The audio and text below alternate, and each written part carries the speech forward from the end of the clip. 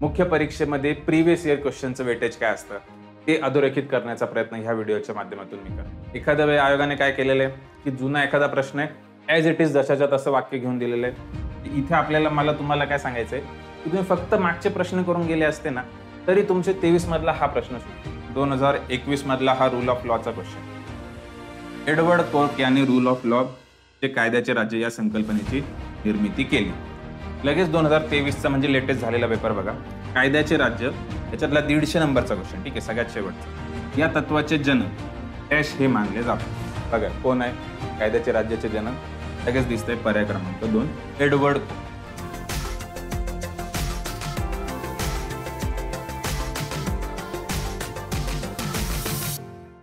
नमस्कार मित्रांनो, स्वाध्याय अकॅडमीवरती तुमच्या सगळ्यांचं पुन्हा एकदा स्वागत आहे. मित्रांनो, राज्यसेवेची मुख्य परीक्षा ही येत्या 35 ते 40 दिवसांवर येऊन आलेली आहे. तर त्याच्यासाठी म्हणून महत्त्वाचा एक व्हिडिओ या ठिकाणी मी घेऊन आलेलो आहे. मुख्य परीक्षेमध्ये प्रिव्हियस इयर क्वेश्चनचं वेटेज काय असतं ते अधोरेखित करण्याचा प्रयत्न ह्या व्हिडिओच्या माध्यमातून मी करतो. ठीक आहे, आपल्या सर्वांना ओव्हरऑल ही कल्पना आहे की प्रिव्हियस इयर करणं खूप महत्त्वाची गोष्ट असते. पण ते का करायचे किंवा कशा पद्धतीने केले गेले पाहिजे हे आपल्याला समजणं खूप गरजेचं. ठीक आहे, इथे आपल्याला एक गोष्ट आवर्जून लक्षात ठेवायची आहे, ती म्हणजे जर तुम्ही राज्यसेवेचा कुठलाही मुख्य परीक्षेचा पेपर घेतला त्याच्यात तुम्हाला एक गोष्ट जाणवणार आहे की साधारण 35 ते 40%. ठीक आहे, इथे मी 35 ते 40% बोलतोय. ठीक आहे, 35 ते 40 क्वेश्चन नाही बोलत आहे. प्रत्येक पेपरमध्ये 35 ते 40% क्वेश्चन्स बोलतोय. 150 मार्काचा आपला पेपर आहे, त्या हिशोबाने मी सांगतोय आणि खूप जबाबदारीने सांगतोय की इतके सारे प्रश्न ना हे आयोग मागच्या प्रिव्हियस इयर क्वेश्चन मधनं विचारत असतं. ठीक आहे, म्हणजे जर मी 2024चा पेपर जो 2025 मध्ये होणार आहे त्याचा विचार केला तर त्याच्या आधीचे जे काही प्रश्न आहेत त्याच्या आधीचे आयोगाचे 7 ते 8 पेपर जे झालेले याच्यामधनंच आयोग कुठून तरी रेफरन्स घेऊन त्या प्रश्नांचा आधार घेऊन पुढचे प्रश्न बनवत असतं. एखाद्या वेळी आयोगाने काय केलेलं आहे की जुना एखादा प्रश्न आहे ॲज इट इज जशाच्या तसं वाक्य घेऊन दिलेलं आहे. दुसऱ्या केसमध्ये काय केलेलं आहे की त्या प्रश्नातलं जे उत्तर आहे तर त्या उत्तराला पुढच्या वेळी स्टेटमेंट म्हणून बनवलेलं आहे. अजून तिसऱ्या वेळेस आयोगाने काय केलेलं आहे की त्या प्रश्नाच्या संबंधित जी माहिती आहे म्हणजे तो जो टॉपिक असेल त्याच्या संबंधित आजूबाजूच्या 2-3 ओळी त्या आपण लक्षात ठेवल्या तर गरजेच्या म्हणजे त्याचा उपयोग जास्त होईल. तर अशा इन्फॉर्मेशन वरती सुद्धा आयोगाने प्रश्न विचारले. ठीक आहे, हे मी तुम्हाला इथे पुराव्यांसकट दाखवणार आहे. इथे मी काही सॅम्पल प्रश्न घेऊन आलेलो आहे. GS2चा जर तुम्ही विचार केला तर साधारण 40 ते 50 क्वेश्चन्स हे दरवर्षी रिपीट होत असतात. मी तुम्हाला 2023च्या जो आपला लेटेस्ट पेपर झालेला आहे या लेटेस्ट पेपर मधनं मी तुम्हाला 5 प्रश्न या ठिकाणी सॅम्पल म्हणून घेऊन आलेलो आहे की ज्याच्यामध्ये मी तुम्हाला असं दाखवणार आहे की जर तुम्ही प्रिव्हियस इयरचे क्वेश्चन्स केले असते तर तुम्हाला हे 5 प्रश्न एकदम सहज सुटले असते. ठीक आहे, आपल्याला लगेच सुरुवात करायची आहे. बघा इथे मी टॉपिक पण सांगणार आहे, कोणते महत्त्वाचे टॉपिक आहे ते व्हिडिओच्या शेवटी मी सांगणार आहे की ज्याच्यावरती आयोग वारंवार प्रश्न विचारतोय. ठीक आहे, बघा प्रेस काउन्सिल ऑफ इंडिया हा तुमच्या सिलेबसला दिलेला पॉइंट आहे GS2च्या सिलेबसमध्ये. ठीक आहे, तर याच्यावरती ना 2020 मध्ये एक प्रश्न आलेला होता. ठीक आहे, 2020 मध्ये हा प्रश्न आलेला आपल्याला इथे दिसतोय. प्रश्नाचं स्टेटमेंट बघा, 39 नंबरचा क्वेश्चन आहे. भारतीय वृत्तपत्र परिषदेच्या म्हणजे प्रेस काउन्सिल ऑफ इंडियाच्या संदर्भात खालील विधाने विचारत. ठीक आहे, मग स्टेटमेंट मध्ये काय काय दिलेलं आहे की याचं कामकाज काय आहे. ठीक आहे, वृत्तपत्र परिषद जी आहे किंवा प्रेस काउन्सिल ऑफ इंडिया ही काय काम करते, कोणत्या मार्गदर्शक तत्वांचा भंग केल्यास दंड करू शकते का. ठीक आहे, दुसरं स्टेटमेंट बघा, परिषदेचे निर्णय हे अंतिम असतात, त्याच्या विरुद्ध अपील करता येत नाही. त्याच्यानंतर तिसरं स्टेटमेंट बघा, परिषदेला इलेक्ट्रॉनिक माध्यमांच्या कार्याचे परीक्षण करण्याचा देखील अधिकार आहे. ठीक आहे, आता हे जे 3 स्टेटमेंट आहे जेव्हा पण मी काय केलेलं आहे तुम्हाला सांगतोय की हे जे 3 स्टेटमेंट आहे, आता इथे मला ह्या व्हिडिओमध्ये तुम्हाला उत्तर सांगणं अपेक्षित नाहीये. मला लक्षात ठेवायचंय की प्रेस काउन्सिल ऑफ इंडियाचं जर तुम्ही बेसिक गोष्टी लक्षात ठेवल्या, ठीक आहे, तर तुम्हाला एकदा हा टॉपिक समजला, त्याच्या बेसिक गोष्टी आयडेंटिफाय झाल्या, तर पुढचे प्रश्न कसे सुटतात हे आपल्याला लगेच याच्यामध्ये बघायचं. बघा 2021 मधलाच एक प्रश्न आहे. ठीक आहे, आता समजा 2020 मध्ये मी तयारी करत असतो, मला प्रेस काउन्सिल ऑफ इंडिया याच्यावरती हा एक क्वेश्चन आला. याच्यावरनं मी प्रेस काउन्सिल ऑफ इंडियाचे थोडेसे बेसिक्स अजून जास्तीचे इन्फॉर्मेशन म्हणून लक्षात ठेवले.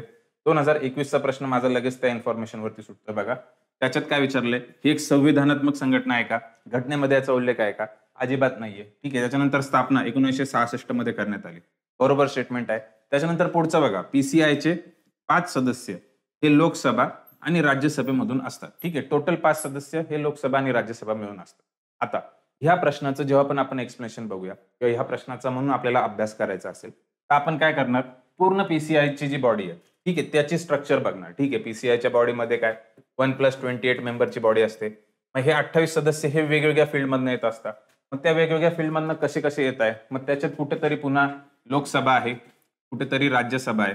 ठीक आहे. मग इथे आपल्याला लक्षात येते जेव्हा आपण आता याचं एक्सप्लेनेशन बघतोय, की त्याच्यामध्ये लोकसभेमधले 3 सदस्य हवे, राज्यसभेमधले 2 सदस्य हवे. 3 आणि 2 5 होता. तेच इथलं स्टेटमेंट आहे सी नंबरचं. ठीक आहे. आता ॲटलीस्ट आपण एवढं लक्षात ठेवलं. लगेच आपण पुढच्या वर्षाकडे गेलो बघा. 2022 चा प्रश्न आहे. याच्यामध्ये पुन्हा एकदा जो 2019 चा प्रश्न याच्या आधीचा आपण जो बघितला, तर त्याच्यामधल्या बेसिक इन्फॉर्मेशनच्या आधारे हा प्रश्न पुन्हा एकदा त्यांनी विचारलेला आहे. ठीक आहे. याच्यामध्ये बघा काय म्हटलंय, की वृत्तपत्र परिषदेच्या अध्यक्षाची निवड ही राज्यसभेचे अध्यक्ष, लोकसभेचा सभापती आणि परिषदेच्या सदस्यांमधून निवडलेली व्यक्ती यांचा समावेश असलेल्या समितीमार्फत होते. ठीक आहे. मग आता इथे कमिटी विचारली, की याचा जो अध्यक्ष आहे त्याची कमिटी कुठली आहे? पुन्हा एकदा हे पीसीआयच्या बेसिकमध्ये येतं. बेसिकमधनं लगेच आपल्याला हा प्रश्न सुटायला होतो. ठीक आहे. आपल्याला काय बघायचंय, की प्रिव्हियस इयरचा कसा रिपिटेशनचा फायदा झाला. इथे तो मी तुम्हाला दाखवतो. बघा जो 2022-21 चा आपण हा प्रश्न बघितला. याच्यात आपल्याला हे वाक्य लक्षात आलं, की पीसीआयचे 5 सदस्य लोकसभा आणि राज्यसभेतनं निवडून दिले जातात. त्याच्यात आपण डिटेल पण केलं, की लोकसभेतनं 3 आहे, राज्यसभेतनं 2 आहे. तर हे जर आपल्याला माहिती आहे, तर बघा आपला लेटेस्ट जो 2023 चा आयोगाचा मागचा पेपर झालेला आहे, त्याच्यामधला हा प्रश्न आपल्याला लगेच येतो. जोड्या लावायलाच प्रश्न आहे, जे की जुन्या प्रश्नामध्ये आपण हे एक्सप्लेनेशनमध्ये बघितलेलं आहे, की कोणत्या संस्थेमधनं किती सदस्य निवडले जात आहे. ठीक आहे. कुठल्या रचनेतनं किती लोक निवडले जात आहे. इकडे बघा राज्यसभेचे सदस्य, लोकसभेचे सदस्य. आपण आत्ताच बघितलं. लोकसभेचे किती पाहिजे रे? 3 पाहिजे. याला मी इकडे जोडणार. राज्यसभेचे किती पाहिजे? 2 पाहिजे. म्हणजे मला अ ला पर्याय क्रमांक 3 शी जोडायचंय, ब ला पर्याय क्रमांक 4 शी जोडायचं. असं ऑप्शन कुठे आहे? एकच ऑप्शन आहे. पर्याय क्रमांक 4. आपलं उत्तर आलं. ठीक आहे. म्हणजे काय? जो 2021 मधलं सी नंबरचं स्टेटमेंट होतं. ह्या सी नंबरच्या स्टेटमेंटने आपला फायदा करून दिला, की आपला 2023 चा हा एक प्रश्न सहज सुटला. ठीक आहे. म्हणजे मला एक्स्ट्रा काहीच वाचायची गरज पडली नाही. एक प्रश्न माझा हातचा आलेला आहे. ठीक आहे. खूप सहजासहजी माझं सुटलेलं. ठीक आहे. असंच पुढचे पण आपण प्रश्न बघणार आहे. पुढच्या प्रश्नांमध्ये तर आपण डायरेक्टली वाक्याच्या वाक्य कसं रिपीट झालंय ते सुद्धा मी तुम्हाला दाखवणार आहे. बघा. व्हीव्हीपॅट वरती अजून एक क्वेश्चन आलाय. 2020च्या GS2च्या पेपरला आयोगाने विचारला होता. याच्यात काय? त्याचा फुल फॉर्म दिलेला आहे पहिल्या स्टेटमेंटमध्ये, की फुल फॉर्म काय आहे. ठीक आहे. नंतर त्याच्यावरती स्लिपवरती काय काय असतं वगैरे वगैरे. त्याच्यानंतर ही जी स्लिप आहे ही 5 सेकंदापर्यंत बघता येऊ शकते. तर इथे आयोगाने चुकवलं होतं. हे 5 नसून 7 पाहिजे होतं. ठीक आहे. तर मग आता याच्यातनं आपल्याला काय कळालं, की व्हीव्हीपॅट हा एक इम्पॉर्टंट टॉपिक ठरतो. ठीक आहे. मग व्हीव्हीपॅटचा आपण थोडासा अजून बेसिक अभ्यास करणार. ठीक आहे. बेसिक अभ्यास करणार म्हणजे काय, की त्याची सुरुवात कधीपासून झाली, कोणत्या मतदारसंघात सगळ्यात पहिल्यांदा आला, त्याच्यानंतर त्याच्यामध्ये पूर्ण संपूर्ण देशाच्या पातळीवरती व्हीव्हीपॅट कधीपासून लागू करण्यात आलं, एक्सेट्रा एक्सेट्रा. ठीक आहे. म्हणजे जे पण काही याच्या टॉपिकच्या अनुषंगाने जे बेसिक आहे त्याची आपण थोडीशी माहिती घेतली आणि आपण पुढच्या वर्षी गेलो. बघा 2021 मधला हा प्रश्न बघा. 2021च्या प्रश्नामध्ये काय म्हणतंय, की 2014 मध्ये झालेल्या नागालँडच्या नौकासेन विधानसभा मतदारसंघाच्या निवडणुकीमध्ये व्हीव्हीपॅटचा प्रथम वापर करण्यात आला होता. हे सगळं बरोबर आहे. फक्त इथे काय चुकवलंय, 2014 मध्ये नव्हतं, तर 2013च्या निवडणुकीमध्ये. ठीक आहे. म्हणजे हे इथं चुकवलं.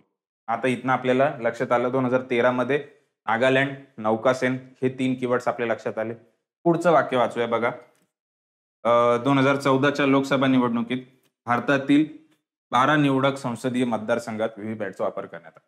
आता जेव्हा पण आपण ह्या प्रश्नाचा अभ्यास केला, तेव्हा आपल्याला लक्षात आलं काय, की 2014 मध्ये 12 नसून 8 मतदारसंघामध्ये व्हीव्हीपॅटचा वापर केलेला आहे. ठीक आहे. इथून सुरुवात झाली आणि पुढे जाऊन जेव्हा 2019 ची निवडणूक येते, तेव्हा त्याला ऑल इंडिया करण्यात आलं, सर्व भारतात करण्यात. ठीक आहे. तर हे आपल्याला जेव्हा लक्षात आलं, आता आपण बघूया 2023 मधला प्रश्न, म्हणजे जी लेटेस्ट आपली मागची राज्यसेवेची मेन जी झाली आहे, त्याच्यामधला हा प्रश्न बघा. म्हणजे इथे आपल्याला तुम्हाला काय सांगायचंय, की तुम्ही फक्त मागचे प्रश्न करून गेले असते ना, तरी तुमचे 23 मधला हा प्रश्न सुटतो. ठीक आहे. आणि हे मी ट्रेलर दाखवतोय. मी इथे मोजके 5 प्रश्न घेतले. जेव्हा तुम्ही बॅच बघाल, बॅचमध्ये तुम्हाला हे सर्व काही मिळणार आहे. ठीक आहे. बघा. प्रश्नाकडे जातो. व्हीव्हीपॅट बाबत अयोग्य विधान ओळखा. ठीक आहे. 2013 मध्ये व्हीव्हीपॅटचा उपयोगाबाबत कायद्यामध्ये सुधारणा करण्यात आली. हे बरोबर. पुढचं बघा. 2013 मध्ये नौकासेन विधानसभा मतदारसंघाच्या पोटनिवडणुकीमध्ये व्हीव्हीपॅटचा पहिल्यांदा उपयोग करण्यात आला. बघा. त्यात आपण बघितलं 2013 नौकासेन विधानसभा मतदारसंघ. मागचा स्टेटमेंट बघा रे. इथे 2014 करून दिलं होतं. स्टेटमेंट सेमच होतं. ठीक आहे. चुकवलं काय? 14च्या जागी 13 पाहिजे होतं, जे की बरोबर आहे. पुढच्या प्रश्नामध्ये त्यांनी काय केलं? स्टेटमेंट बरोबर देऊन दिलं. मग लगेच आपल्याला कळतंय ना, हे स्टेटमेंट तर बरोबर आहे. मागच्या वर्षी आपण त्याचा अभ्यास केला होता. ह्या वर्षीच्या हिशोबाने हे स्टेटमेंट जे आहे ते बरोबर आहे. ठीक आहे. पुढचं बघूया. पुढचं स्टेटमेंट आपण बघूया. व्हीव्हीपॅटसह ईव्हीएम मतदार प्रणालीची अचूकता, पारदर्शकता सुनिश्चित करते. ठीक आहे. चौथं स्टेटमेंट बघा रे. 2014च्या लोकसभा निवडणुकीत देशातील निवडक 10 लोकसभा मतदारसंघात व्हीव्हीपॅटचा उपयोग करण्यात आला. बघा, इथे पण आयोगाने सेमच स्टेटमेंट दिलं आणि चुकवलं. मागच्या प्रश्नात आयोगाने काय केलं होतं रे? इथे 12 म्हटलं होतं. ठीक आहे. आपण त्याला अभ्यास करून आपण काय सुचवलं? इथे 8 पाहिजे, 12 नकोय. ठीक आहे. पण परत सेमच इन्फॉर्मेशनवरती आयोगाने प्रश्न विचारला. इथे पण त्यांनी 10 करून दिलं. जे की आपल्याला पुन्हा एकदा माहिती आहे, की 10 नको, इथे 8 पाहिजे. म्हणजे हे जे वाक्य आहे, हे चुकीचं आहे आणि आपल्याला काय विचारलंय? अयोग्य विचारलंय, म्हणून आपलं उत्तर आहे पर्याय क्रमांक 4. बघा, किती सोपं आहे रे. म्हणजे मला काय एक्स्ट्रा एफर्ट लागले? मला फक्त मागचे 2 प्रश्न करायचे होते. त्याच्यातनं माझा 23चा पुढचा एक प्रश्न सुनिश्चित करून घेतला. ठीक आहे. खूप ईझी आहे. जेव्हा आपण प्रिव्हियस इयर करतो, तेव्हा आपल्याला लक्षात येतं, की ह्या गोष्टी खूप महत्त्वाच्या आहेत. या खूप ईझी गोष्टी आहेत आणि हे सगळं मी एम्फसिस करतोय. याच्यामध्ये काय आहे, की याच्यामध्ये तुमचा फायदा झाला पाहिजे. जे विद्यार्थी मेन्सला आहे, त्यांची मेन्स क्लिअर झाली पाहिजे. याच्यासाठी म्हणूनच आपण काय केलंय, स्वाध्याय अकॅडमीतर्फे आपण एक राज्यसेवा मुख्य परीक्षेची प्रिव्हियस इयर क्वेश्चनची विश्लेषण बॅच आणली. याच्यामध्ये आपण काय केलंय, की संपूर्ण 3000 प्रश्न मागच्या 5 वर्षांमधले, म्हणजे 2019 पासून 23 पर्यंतचे 4ही जीएसचे, हे सर्व आपण 3000 प्रश्न घेतलेले. ह्या 3000 प्रश्नांमधनं साधारण आपण 120 तासांची ही बॅच बनवलेली आहे. ठीक आहे. हा पुरेपूर अभ्यास आहे. प्रत्येक प्रश्नामध्ये आपण डिटेल चर्चा केली आहे. त्याचं रिपिटेशन पण सांगत गेलोय. आपण 2019 पासून सुरू करत 21, 22, 23 असं पुढे गेलेलो आहे. मग त्याच्यामुळे 19 मध्ये सेम टॉपिकवर क्वेश्चन आला, तर पुढे जाऊन तो जेव्हा 20 वरती सेम टॉपिकवर क्वेश्चन येतोय, 21 मध्ये सेम टॉपिकवर क्वेश्चन येतोय, त्याचे रेफरन्सेस सुद्धा दिलेले आहे, की आपण हा क्वेश्चन ह्या टॉपिक आधी रिपीट झालाय, त्याचा आपण अभ्यास केला होता. हे सगळं काही आपण केलेलं आहे. असं करून आपण 600 मार्कांची तयारी करून घेणारी ही परिपूर्ण बॅच आणलेली आहे. ही बॅच मित्रांनो महाराष्ट्रातली एकमेव बॅच आहे. ठीक आहे. अशी कुठली अल्टरनेट बॅच 4ही जीएसची उपलब्ध नाही. तुम्ही कुठेही चेक करू शकता. फक्त प्रिव्हियस इयर क्वेश्चन व्यवस्थित, अतिशय व्यवस्थित आणि इन डिटेल कव्हर करणारी महाराष्ट्रातली आपली एकमेव बॅच आहे. आणि ह्या बॅचवरती ही शेवटची ऑब्जेक्टिव्ह असल्याने आपण त्याच्यावरती डिस्काउंट सुद्धा ठेवलेला आहे. बॅचची जी फी आहे, तर ती बॅचची जी फी आहे ती 3000, म्हणजे साधारण 2999 आहे. पण याच्यावरती आपण एक डिस्काउंट ठेवलेला 50% ऑफचा. हा कोड तुम्ही वापरू शकता. याच्याने संपूर्ण बॅच तुम्हाला फक्त 1499 मध्ये मिळणार. ठीक आहे. तर ही झाली बॅच बद्दल माहिती.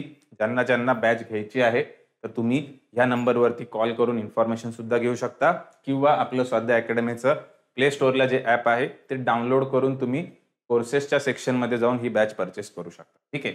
आता मी तुम्हाला पुढचे प्रश्न दाखवतो. याच्यामध्ये थेट आपल्याला बघायचंय, की कसं प्रश्नाचं वाक्याच्या वाक्य आयोगाने परत विचारलं. बघा, ज्युडिशियल ऍक्टिव्हिजम याच्यावरती हा एक क्वेश्चन आला होता. ठीक आहे. इथे मी तुम्हाला सांगतोय, ज्युडिशियल ऍक्टिव्हिजम खालीलपैकी कोणतं विधान चुकीचं आहे असं विचारलंय. आता ज्युडिशियल ऍक्टिव्हिजम हा जो शब्द आहे, न्यायिक सक्रियता, याचा शब्दप्रयोग सर्वप्रथम 1947 साली ऑर्थर श्लिन्झगर ज्युनियर यांनी वापरला. ठीक आहे. त्याच्यानंतर कार्यकारी विभाग आणि विधिमंडळाची कृती अपयशी ठरल्यामुळे प्रामुख्याने न्यायालयीन सक्रियतेचा उदय झालेला आहे. न्यायालयीन सक्रियतेमुळे कायदेमंडळाच्या अधिकारामध्ये वाढ झालेली आहे. आता हे जेव्हा मी शिकवलेलं आहे ना बॅचमध्ये, तेव्हा मी तुम्हाला इथे परफेक्टली समजून सांगितलंय, की ज्युडिशियल ऍक्टिव्हिजम म्हणजे काय आहे, त्याचा उदय कसा झाला, त्याचं निर्माते किंवा त्याचे जनक कोणाला म्हटलं जातं, त्याच्यासोबत जे भारतातले त्याचे जनक आहेत त्यांची पण नावं सांगितलेली आहे. हे सगळं मी डिटेलमध्ये बॅचमध्ये कव्हर केलेलं आहे. आणि ज्युडिशियल ऍक्टिव्हिजम मध्ये कायदेमंडळ म्हणजे लेजिस्लेचरच्या अधिकारामध्ये घट झालेली आहे, हे पण मी तुम्हाला सांगितले. म्हणजे वाढ झालेली आहे, हे वाक्य चुकीचं आहे, हे पण मी तुम्हाला बोललेलो होतो.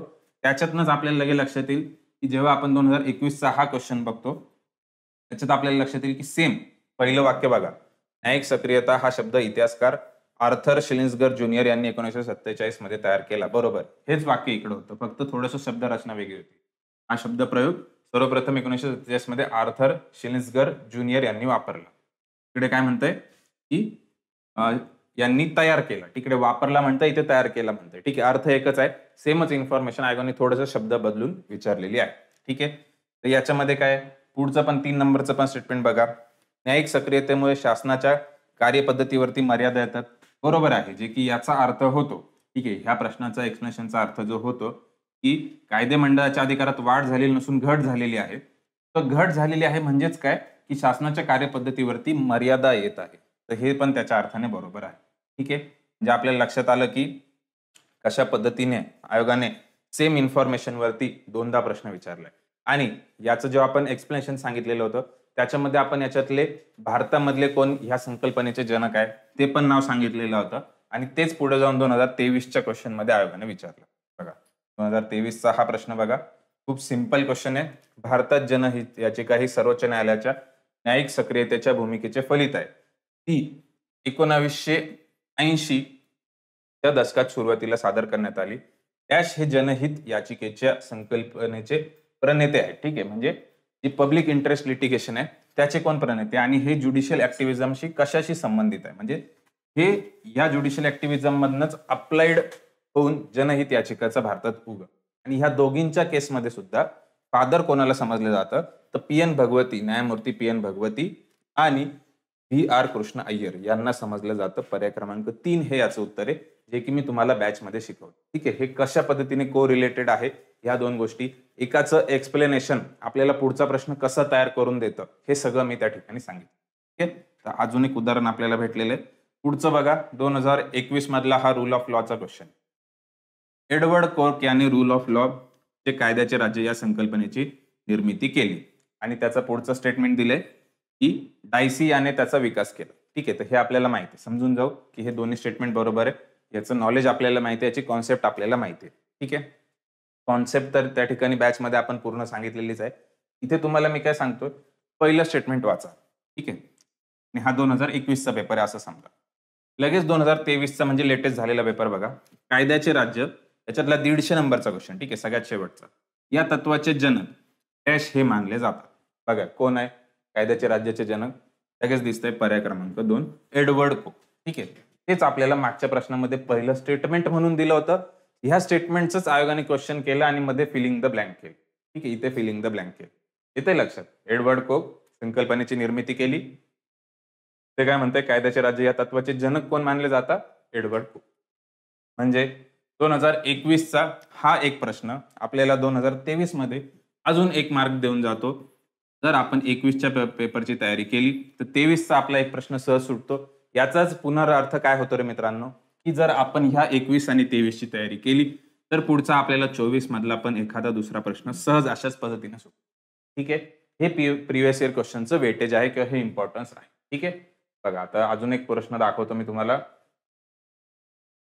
ठीक आहे, हा एक प्रश्न बघा महानगरपालिकांच्या समित्यांवरती. ठीक आहे, 2019ला आलं. ठीक आहे, आता एखादा व्यक्ती काय म्हणू शकतो की सर 5 वर्ष जुन्या क्वेश्चनचं काय काम आहे. ठीक आहे, इथे लगेच दिसेल बघा. 2019चा प्रश्न आहे, महानगरपालिकेच्या समितीचा अध्यक्ष जर सलग 2 बैठका आमंत्रित करण्यास अपयशी ठरला तर त्यास डॅशद्वारे पदावर हटवले जाऊ शकते. फॅक्च्युअल क्वेश्चन वाटेल. ठीक आहे, कॉन्सेप्ट सांगण्यासारखी काही नाही आहे. सिंपल आहे की सभा जर आयोजित केली नाही तर त्याला पदावरून काढलं जाऊ शकतं. ते पदावरून कोण काढणार आहे, तर पदावरून कोण काढणार आहे, फॅक्च्युअल इन्फॉर्मेशन आहे राज्य शासन काढणार आहे. ठीक आहे, इथपर्यंत क्लिअर. याच्यातनं काय लक्षात आलं की ह्या फिलिंग द ब्लँक मध्ये इथे राज्य शासन पाहिजे. ठीक आहे, मग आता आपल्या नोट्समध्ये किंवा आपल्याला लक्षात काय आलं की जर महानगरपालिकेची समिती आहे त्याचा अध्यक्ष सलग 2 सभा आयोजित करण्यात अपयशी ठरला त्याला पदावरून दूर करण्याचा अधिकार राज्य शासनाला. इतकं आपल्या नॉलेजमध्ये आलं. 2019 मध्ये आपल्याला हे नॉलेजमध्ये आलं. ह्या नॉलेजचा आपल्याला वापर झाला 2023चा प्रश्न सोडवायला. बघा याच्यात काय म्हणतंय, 2023 मधला 101 नंबरचा प्रश्न बघा. महाराष्ट्राच्या संदर्भात महानगरपालिकेसंबंधी खालील विधाने विचारत घ्या. पहिलं अ नंबरचं स्टेटमेंट, कोणत्याही समितीचा सभापतीने, बघा कशाच्या संदर्भात आहे, महानगरपालिकेचा. स्टेटमेंट बघा, सभापतीने किंवा उपसभापतीने. आता यांनी इथे फक्त एक उपसभापती ऍडिशन केले. ठीक आहे, तरी काय बदलत नाही. याच्या समितीच्या लागोपाठ 2 सभा बोलवण्यामध्ये कसूर केला तर राज्य शासन त्याला पदावरून दूर करू शकते. बघा जे मागच्या प्रश्नामध्ये इथे फिलिंग द ब्लँक होतं त्याचं इथे स्टेटमेंट झालं मित्रांनो, जे की बरोबर आहे. लगेच आपल्याला लक्षात आलं इथे फिलिंग द ब्लँक होतं, इथे राज्य शासन पाहिजे होतं, आणि आपण त्याचं नॉलेज घेतलं, त्याचा अभ्यास केला, 23 मधला हा प्रश्न लगेच सुटला. पहिल्या स्टेटमेंटवर आपल्याला कुठलाच डाऊट येणार नाही, कारण आपण ते प्रिव्हियस इयर क्वेश्चन मधनं नॉलेजने हे तयार केलेलं आहे. ठीक आहे. मग आता दुसरं पण स्टेटमेंट बघा, की दुसऱ्या स्टेटमेंटमध्ये काय आहे, की पदावरून दूर केलेला सभापती जर आहे, तर त्याच्या उर्वरित कालावधीमध्ये समितीचा सभापती किंवा उपसभापती म्हणून पुन्हा निवडून येण्यास पात्र असतो. तर इथे असतोच्या ठिकाणी नसतो पाहिजे होतं. ठीक आहे. आता हे पण मी तुम्हाला याचं उत्तर सांगून देतो. याचं उत्तर, आता ह्या दोन्ही स्टेटमेंटचं आपल्याला नॉलेज जर आलंय, तर कदाचित आपल्याला, किंवा कदाचित म्हणण्यापेक्षा मेजरली चान्सेस आहे, की पुन्हा जेव्हा 2024चा पेपर होईल, जो की आता 2025 मध्ये होणार आहे, त्याच्यामध्ये ह्या दोन स्टेटमेंटचा रेफरन्स घेऊन कुठेतरी क्वेश्चन. ठीक आहे. आयोगाचा वारंवार हा ट्रेंड राहिलेला आहे, की जुन्या प्रश्नांमधनं माहिती घेऊन पुढचे प्रश्न तयार करताय. आणि हे इम्पॉर्टन्स ओळखूनच आपण काय केलेलं आहे, आपण ही प्रिव्हियस इयर क्वेश्चनची बॅच आणली. पुन्हा एकदा अधोरेखित करतोय, खूप महत्वाची बॅच आहे. ठीक आहे. Very very important. राज्यसेवेला मेन्सला जे असतील तुमचे मित्र, ठीक आहे, जरी बरेच लोक असे असतील जे हा व्हिडिओ बघत असतील, स्वतः मेन्सला नाहीये, पण तुमचा जवळचा कोणीतरी मित्र, मैत्रीण, भाऊ, बहीण हा मेन्सला आहे, त्याच्यापर्यंत सुद्धा तुम्ही हा व्हिडिओ पोहोचवला पाहिजे, की त्याच्यासाठी ही अनस्किपेबल पद्धतीची बॅच आहे. ठीक आहे. मी हे बॅच बद्दल वारंवार सांगितलेलं आहे. मेन्स करणाऱ्या विद्यार्थ्यांसाठी ही अनस्किपेबल पद्धतीची बॅच आहे. त्यांना खूप फायदा मिळणार आहे. त्यांचं 3000 प्रश्न हे हाताखालून जाणार आहे. 3000 प्रश्न सोडवणं जोक नाहीये मित्रांनो. सर्व प्रश्न डेडिकेटेडली आपण ह्या बॅचमध्ये सोडवून घेतलेले. मी GS2 बद्दल ह्या व्हिडिओमधनं मी तुम्हाला फक्त 5च प्रश्न दाखवले. याच पद्धतीचे अजून GS2चे इतर इम्पॉर्टंट टॉपिक सुद्धा आहेत, ते पण मी काय काय सांगतो बघा. लोकपाल हा एक टॉपिक लक्षात घ्या. लोकपाल ह्या टॉपिक वरती दर अल्टरनेट वर्षी एक प्रश्न आहे. ठीक आहे. आता जर तुम्हाला वाटलं तर तुम्ही ह्या व्हिडिओच्या खाली कमेंट करा. मी अजून त्या टॉपिक वरती सुद्धा क्वेश्चन म्हणजे एक व्हिडिओ घेऊन येईल, की अजून कशा पद्धतीने रिपिटेशन झालेलं आहे.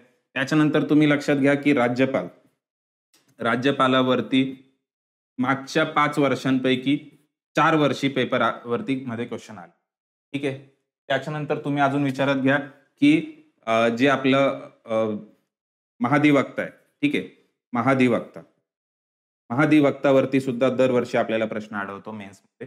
हे तर मी काही उदाहरणाला सांगतोय. याच्यासोबत जर आपण पॉलिटी पार्ट 2 चे जर कायदे बघितले, तर कायद्यांमध्ये सुद्धा जे व्याख्यांचे क्वेश्चन आहेत, वारंवार तेच आर्टिकल आयोगाने विचारले, त्याच व्याख्या परत परत विचारलेल्या. ठीक आहे. हे सगळं आपण बॅचमध्ये घेतलेलं आहे. हे सगळं आपण ह्या बॅचमध्ये कव्हर करू.